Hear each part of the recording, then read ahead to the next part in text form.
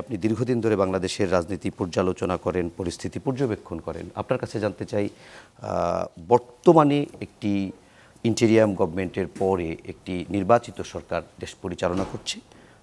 এই পরিস্থিতিতে বর্তমান বাস্তবতায় আপনি এটিকে স্থিতিশীল বলবেন নাকি এর ভেতরে অন্তর্নিহিত কোনো সংকট আপনি দেখছেন?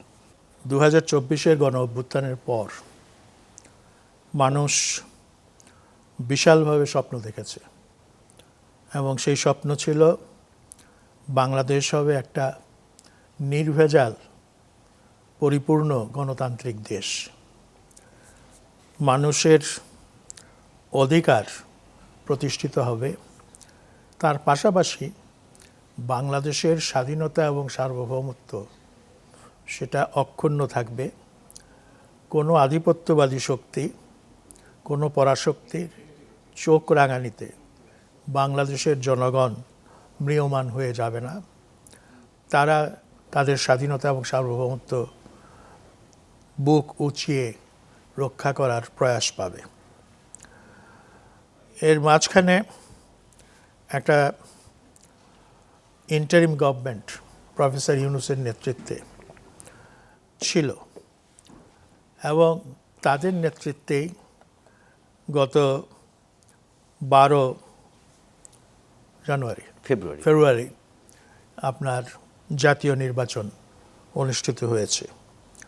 নির্বাচনটি দৃশ্যত অত্যন্ত সুশৃঙ্খল, অংশগ্রহণমূলক এবং নির্ভেজালভাবে কোনো রকম সংঘাত সংঘর্ষ বাদে অনুষ্ঠিত হয়েছে।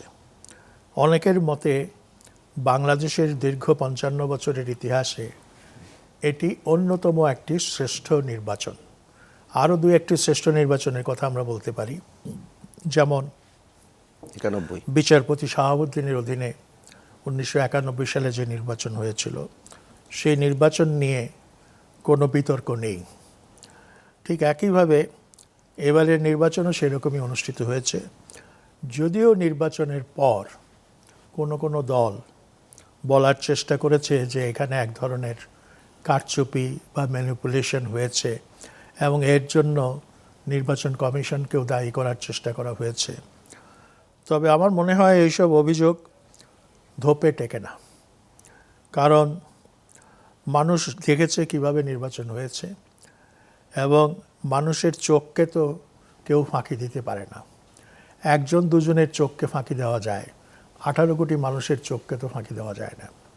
সেই হিসাবে আমি বলবো এইটা একটা গ্রহণযোগ্য নির্বাচন হয়েছে এবং এই গ্রহণযোগ্য নির্বাচনের পর আমরা সভাপতি আশা করেছিলাম যে একটা সংসদ গঠিত হবে এবং যেই সংসদ হবে আমাদের দেশের রাজনীতির মূল কেন্দ্র এবং সকল কর্মকাণ্ডের কেন্দ্রবিন্দু।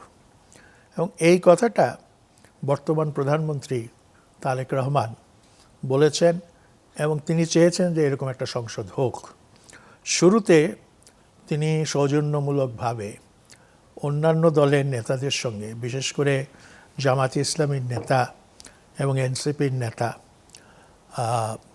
সংসদে তাদের আসন যতই হোক না কেন, তিনি তাদের সঙ্গে সৌজন্যমূলক সাক্ষাৎ করেছেন এবং তাদের কাছে দেশ পরিচালনায় সাহায্য সহযোগিতা কামনা করেছেন।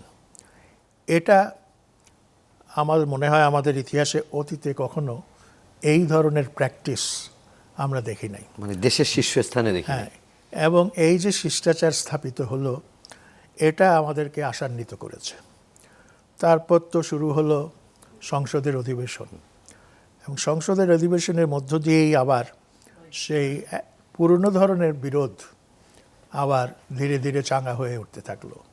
বিশেষ করে অধ্যাদেশগুলোকে আইনে পরিণত করার প্রশ্নে একটা মতপার্থক্য দেখা দিল। এখন যারা বিরোধী দলে আছেন তারা বলছেন যে তারা সংস্কার চান এবং জুলাই সনদের বাস্তবায়ন চান। আবার অন্য পক্ষ অর্থাৎ সরকার পক্ষ তারা বলছেন আমরা সংশোধন চাই, সংবিধানের সংশোধন চাই, সংস্কার না সংশোধন। এবং জুলাই সনদ তারাও সম্পূর্ণভাবে বাস্তবায়ন করতে চান। একজন একাডেমিক হিসেবে জি স্যার। সংস্কার এবং সংশোধন শব্দ দুটির মধ্যে পার্থক্য করা আমার জন্য খুব কঠিন। যেমন আপনার একটা পুরনো দালান আছে, জি স্যার। সেটার পলেস্তারাগুলো খসে পড়েছে, রং বিবর্ণ হয়ে গেছে, ছাদ দিয়ে পানি পড়ে, তাহলে আপনি কি করবেন? আপনি এই পুরনো দালানটাকে সংস্কার করার জন্য পলেস্তারা ফেলে দিয়ে নতুন পলেস্তারা লাগাবেন। তারপরে যেসব জায়গা নোংরা হয়ে গেছে সেগুলি পরিচ্ছন্ন করবেন। ছাদ দিয়ে পানি পড়া বন্ধ করার জন্য যা যা পদক্ষেপ নিতে হয় সেটা আপনি করবেন।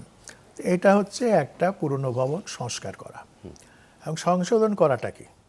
সংশোধন করাটা হচ্ছে এই ভবনটির একটি জানালা আছে, আপনার মনে হলো জানালাটির জায়গায় যদি একটি দরজা থাকতো এবং তার পাশে একটা সিঁড়ি থাকতো, তাইলে এই ভবনটা ব্যবহারের জন্য খুব সুবিধা হতো, উপযোগী হতো। তো এখন সরকার পক্ষ এবং বিরোধী দলের মধ্যে যে বিতর্ক হচ্ছে, এবং বিতর্কটা মনে হচ্ছে সংসদ থেকে রাজপথে চলে যেতে পারে। জি স্যার, আমরা পরে আসতাম, আপনি আচ্ছা, বলেছেন। যাই হোক, পরে আসেন।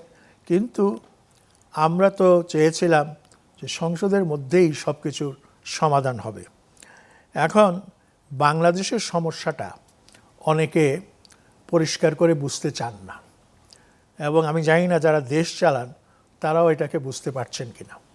আমার এই প্রশ্ন করাটা হয়তো অধ্যত্ত হবে, তারপরেও আমি এই প্রশ্নটা রাখলাম। আমি বিশ্বাস করি যে দেশে এখন কথা বলার স্বাধীনতা আছে, এবং সেই স্বাধীনতা, সেই ফ্রিডম, কীরকম ফ্রিডম সেটা জন লক যেটা বলেছেন, perfect freedom to order their actions, মানে সিটিজেনদের, নাগরিকদের actions, and dispose of their possessions and persons as they think fit. আমরা যেটাকে সঠিক মনে করি, যা মনে করি সেটা সেভাবে করব,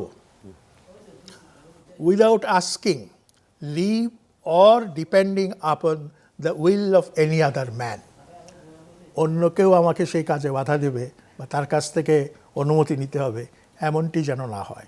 আমরা সেই রকমই একটা ফ্রিডম, আমরা সেই রকমই একটা ডেমোক্রেসি এখন আশা করি।